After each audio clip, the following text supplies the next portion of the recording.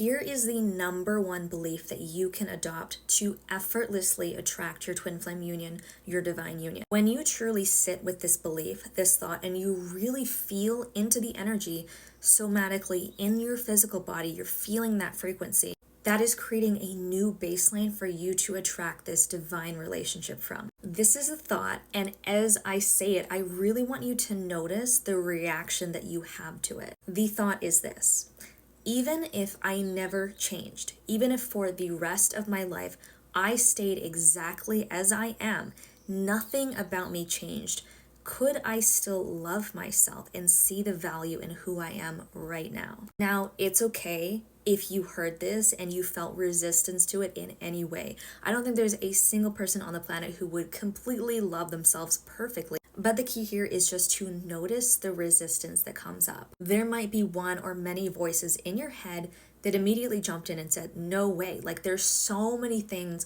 that are wrong with my personality, my career, my looks, my lovability. Like there's just so many things that I haven't fixed yet and I couldn't accept myself. If that is you, you're at the turning point in your healing journey. What I mean by that is that you are currently at a place in your healing journey, your twin flame journey, your spiritual journey, where you are actually about to take that next step towards radical self-love. Because all of the voices in your head that are in resistance to that total self-acceptance, all of that is literally programming that you've taken on. If you think about it and really think about it, you did not come into this world with any amount of self-hate or anger or negative feelings towards yourself. All of that was actually a learned behavior. Any separation in your life, any lack of divine union, any separation consciousness, all of that is artificial, distorted energy. It is not the true nature of your energy. And so a huge part of healing and a huge part of manifesting divine union is, it sounds so cliche when I say it like, but it's literally about coming back to your true nature.